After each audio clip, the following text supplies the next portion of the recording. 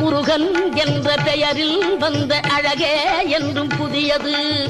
முருகன் என்ற பெயரில் வந்த அழகே என்றும் புதியது.